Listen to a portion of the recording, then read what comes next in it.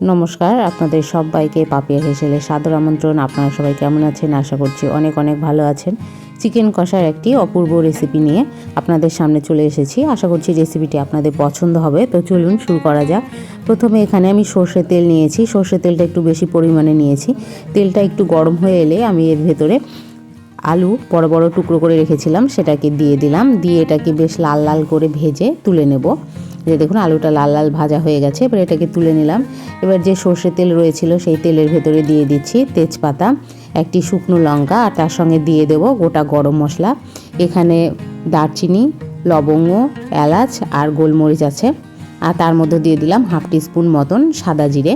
দেবার পর একটুখানি নাড়াচাড়া করে নিয়েই আমি এর মধ্যে দিয়ে দেব পেঁয়াজ কুচিয়ে নিয়েছি। এখানে 3টে বড় সাইজের পেঁয়াজ আছে, সেটাকে কুচিয়ে দিয়ে দিলাম। পেঁয়াজটাকে বেশ একটু নরম নরম করে ভেজে নেব। একটু নরম হয়ে এসছে, যে দেখুন কালার চেঞ্জ হবে না, শুধু নরম হবে। এর মধ্যে এবার দিয়ে দেব 1 টিস্পুন মতন আদা বাটা, আর এখানে আমি দিয়ে দেব 1 টিস্পুন জিরে বাটা, আর তার সঙ্গে দিয়ে দিচ্ছি পরিমাণ মতন লঙ্কা বাটা। এখানে শুকনো লঙ্কা বাটা আমি ইউজ করছি। আপনারা চাইলে আপনাদের স্বাদ মতন যেমনটা প্রয়োজন তেমনটা শুকনো লঙ্কা আপনারা ইউজ করে নিতে পারেন। দেবার পরে আমি এখানে দিয়ে দিচ্ছি পরিমাণ মতন হলুদ আর স্বাদ মতন লবণ। লবণটা আমি একবারেই দিয়ে নেব যতটুকু আমার চিকেনের জন্য প্রয়োজন। দিয়ে একটুখানি নাড়াচাড়া করেই দেখুন মশলা থেকে তেল ছেড়ে দিয়েছে। এর মধ্যেও আমি দিয়ে দিলাম চিকেনটাকে ধুয়ে পরিষ্কার করে নিয়েছিলাম, সেটাকে দিয়ে দিলাম। দিয়ে এটাকে নাড়াচাড়া করে নিচ্ছি। মশলার সঙ্গে ভালো করে মিশিয়ে নেব চিকেনটাকে। এখানে নাড়াচাড়া করে নিয়ে আমি এখানে ঢাকনা চাপা দিয়ে দেব। দিয়ে লো ফ্লেমে আস্তে আস্তে এটাকে কষিয়ে নেব। এই যে দেখুন কিছুক্ষণ ঢাকনা চাপা দিয়ে কষানোর পরে এই যে দেখুন জলটা ছেড়ে দিয়েছে চিকেন থেকে। এই চিকেনের জলে চিকেনটা সেদ্ধ হয়ে যাবে আর এর মধ্যে আস্তে আস্তে কষানো হয়ে যাবে। এই যে দেখুন চিকেনটা আস্তে আস্তে কষানো হচ্ছে।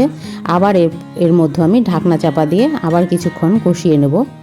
আজকের রেসিপি আপনাদের কেমন লাগলো অবশ্যই কমেন্টের মাধ্যমে জানাবেন, লাইক করবেন, শেয়ার করবেন বন্ধুবান্ধব আত্মীয়দের মাঝে, আর সাবস্ক্রাইব করে অবশ্যই আমার পাশে থাকবেন। এই যে দেখুন আবার ঢাকনাটা তুলে আস্তে আস্তে করে আমি চিকেনটাকে নেড়ে দিচ্ছি। আর লো ফ্লেমে এটা আস্তে আস্তে কষিয়ে নিতে হবে। এতে দেখুন চিকেনের যে পেঁয়াজগুলো রয়েছিল চিকেনের মধ্যে যেগুলোকে দিয়েছিলাম সেগুলো গলে গেছে।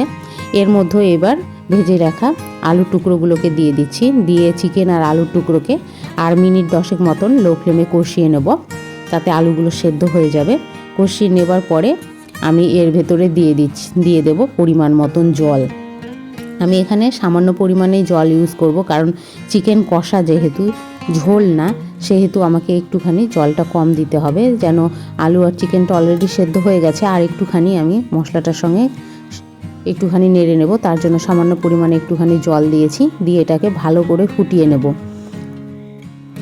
এই যে দেখুন সামান্য পরিমাণে জল দিয়েছি, ওয়ান কাপ মতন।